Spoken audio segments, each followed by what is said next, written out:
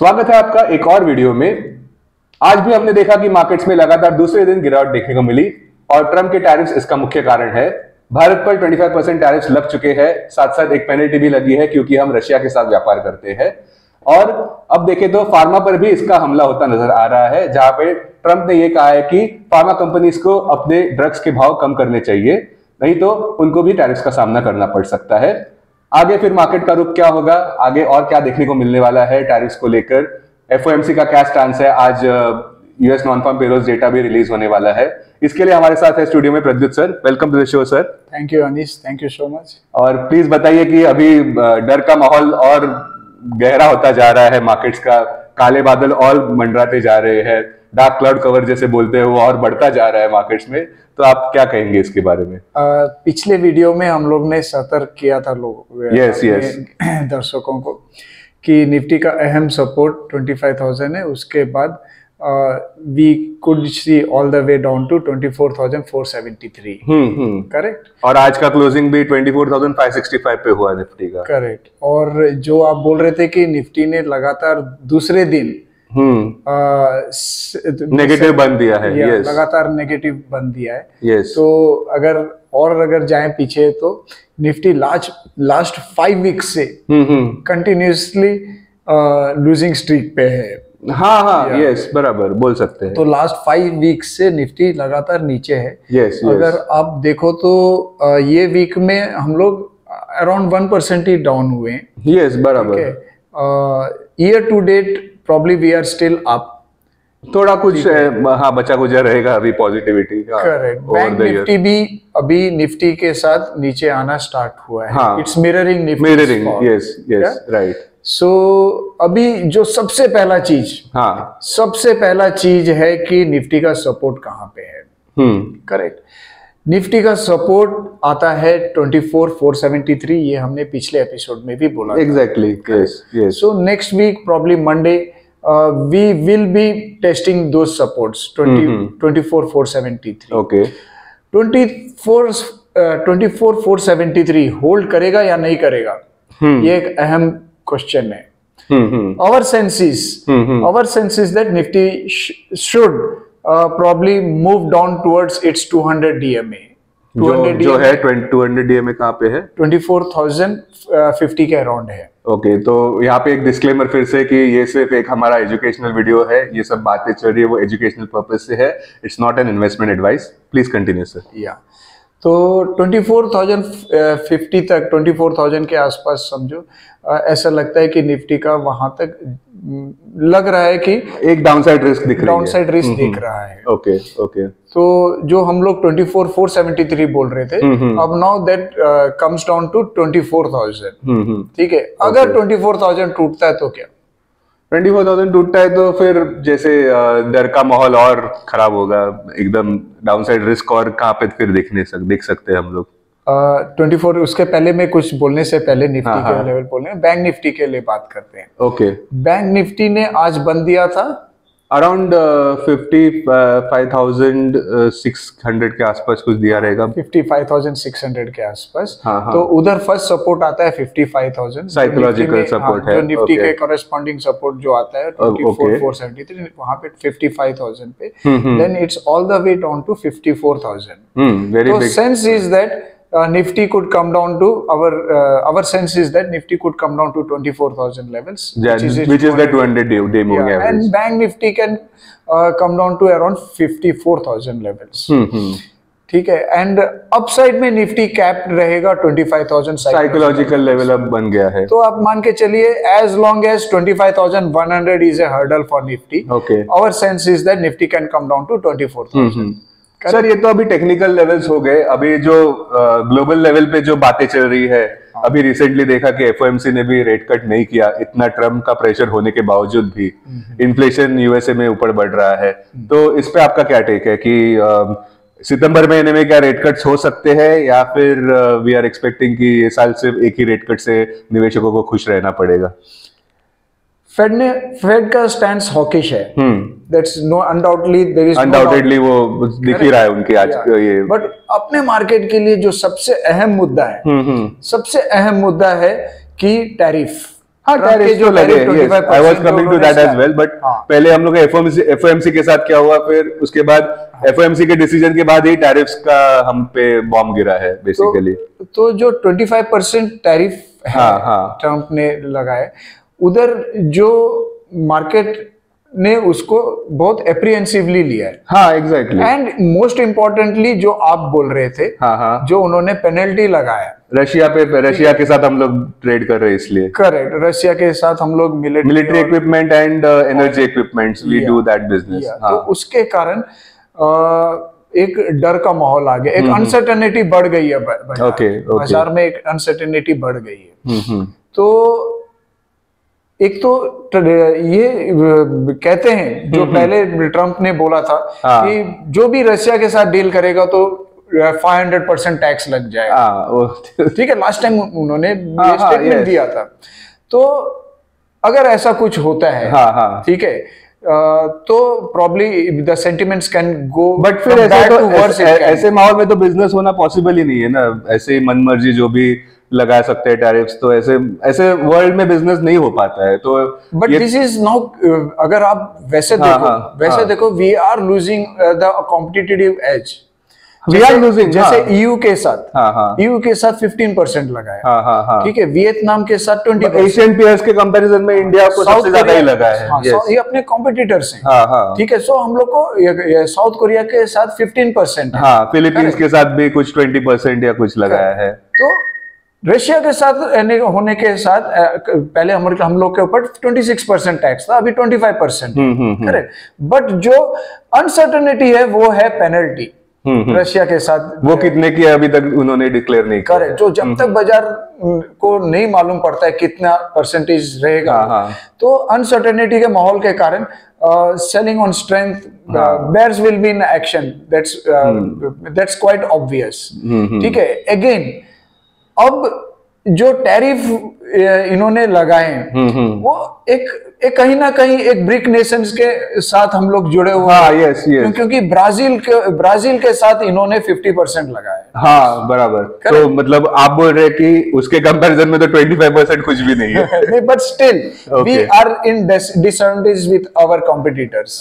Yes, ये तो clear हो गया है। So as long as that, and आप देखो तो यूएस के साथ हम लोग का ट्रेड डेफिसिट, यूएस का जो ट्रेड डेफिसिट है इंडिया के साथ, वो अराउंड $45 बिलियन है।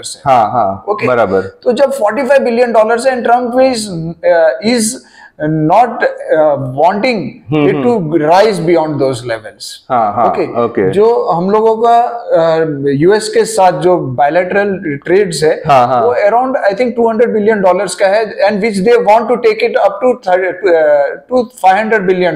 ये आप yearly बोल रहे हो, इतना yearly till 2030. Yeah, that's likely to rise to $500 billion. Okay. तो अब कहीं ना कहीं वो जीडीपी पे, इंडिया के जीडीपी पे अफेक्ट करेगा, नजर आएगा। अभी रिसेंटली यूनियन मिनिस्टर जो कॉमर्स और इंडस्ट्री के पीयूष गोयल ने भी स्टेटमेंट दिया कि हम लोग पूरा प्रयास करेंगे कि देश को इसके टैरिफ्स का असर ना पड़े, सेफगार्ड करने का।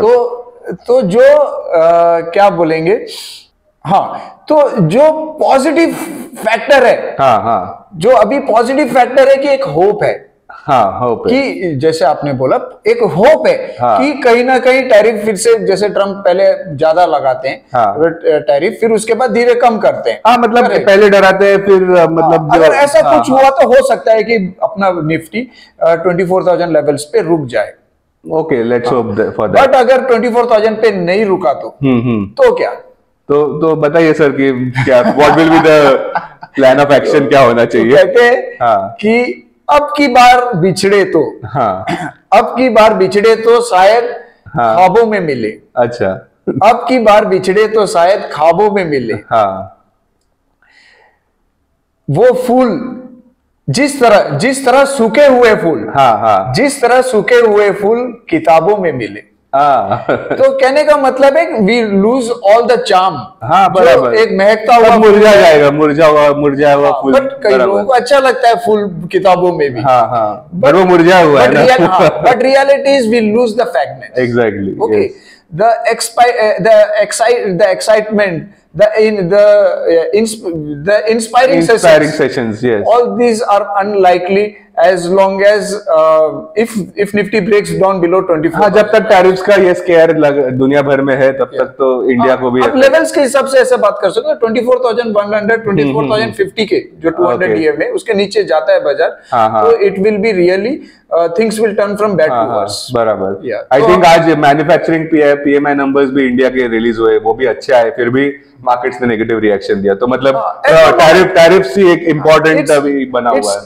इट्स ओनली टैरिफ ठीक है एट द मोमेंट। अभी आज नॉन फॉर्म पेरोल भी है, आई थिंक वहां पे भी जो लगता है यूएस मार्केट्स में जो कल के बंद जैसे देखे हम लोगों ने, ऐसा सेंस है एज हम लोग जब रिकॉर्ड कर रहे हैं तो वहां पे भी बाजार ऑल टाइम हाई, ठीक है, ऑल टाइम हाई को दर्ज करके वापस वहां पे करेक्टिव डिक्लाइंस देखने को आया है। अर्ली इंडिकेशंस है, टेक्निकली कुछ नेगेटिव डाइवर्जेंसेस है, ओवरबॉट कंडीशंस है, तो हो सकता है कि it will amplify the fall in Nifty.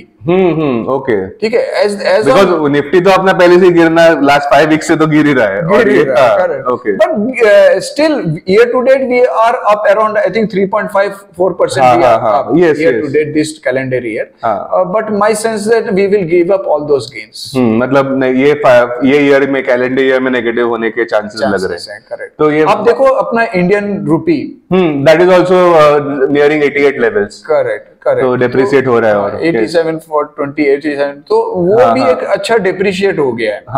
US dollar जो 100 पे वापस आ रहा है, 97 से 100 पे आया है। So all this are suggesting, ये डॉलर इंडेक्स मतलब यूएस डॉलर इंडेक्स 97 से 100 पे आया है।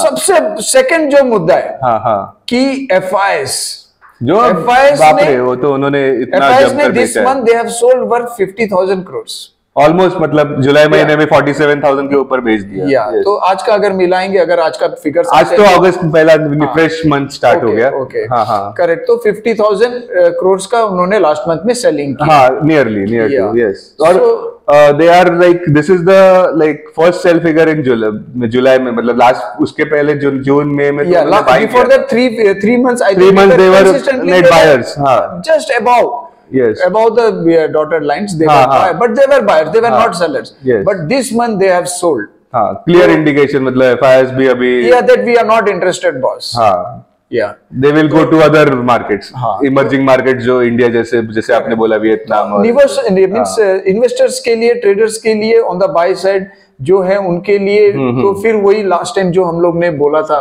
कि बाजार में हूँ, खरीदार नहीं, ठीक है, साइडलाइंस, ठीक है, बाजार से गुजरा हूँ लेकिन बाजार का तलबगार नहीं, so something like that, you should have the state of mind, keeping a very low profile, looking out for selling opportunities, but कहीं पे तो any bonds is likely to be a dead cat bonds, ये तो ठीक है, ये तो negative बातें सब हो गई, बट अभी एक बात आप like I would like to draw your attention towards the FMCG index.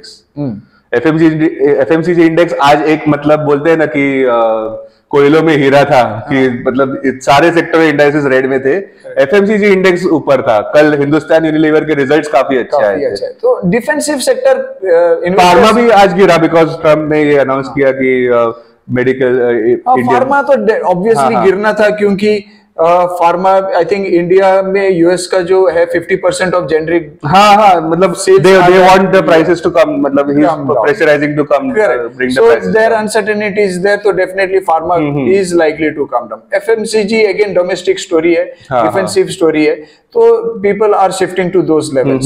IT is weak, banking एक FMCG पे अपने होप्स मतलब अभी जमा रहे हैं कि चलो इधर तो कोई अपॉर्चुनिटी है। More or less most of the sectors, real estate sector also, they are also down. It's trading sluggish. तो सेंस है कि let's avoid it for some time the markets, ठीक है, बट स्टिल साइडलाइंस, बट फिर भी long term के हिसाब से आपको क्या लग रहा है कि कहीं पे तो like is it an investment opportunity या no, not at this point of time, there are so many hurdles at this point of time, there are so many negative catalysts at the time, at this point of time it's because the movements will be very fast, so you have to be ready with your levels, and so you are implying that cash is the king. Cash is the king. Probably, if things go beyond our if the bears are surrounding Dalal Street, then probably Nifty could go as down as 23,200. Okay, तो ये एक नया level आ रहा है sir के जबान से कि so but having said that 24,000 the Nifty is 24 200 DM है जो वो as a very crucial support. Again disclaimer, it is just a discussion, educational purpose, not an investment advice. Yeah, बताइए. So at the moment none of the stocks are most of the stocks are looking very the landscape is quite bearish. Okay. अगर आप sell side में जाओगे तो हो सकता है Adani enterprises एक I think more than around 50% उनका प्रॉफिट गिरा Q1 का. Correct. Yes yes. Adani enterprises EBITDA भी 12% नीचे था. वोल्टास एक गुड स्टॉक है. There are many stocks on the sell side. Yeah, on the sell side. Okay. So again disclaimer, this is just educational video. It is not investment advice. Correct. So that's the long story short. I think इस note पे like stay cautious and cash is the king जैसे लग रहा है फिलहाल markets का माहौल bears जहाँ पे देखने को मिल रहे हैं. तो we will wrap up in this segment. Thank you sir very much and we will come up with more such videos. इस चैनल को सब्सक्राइब करना बिल्कुल ना भूले. धन्यवाद और शुभकामनाएं. Thank you. Investments in security markets are subject to market risk. Read all the related documents carefully before investing. This content is purely for information and educational purpose only and in no way to be considered as an advice or recommendation.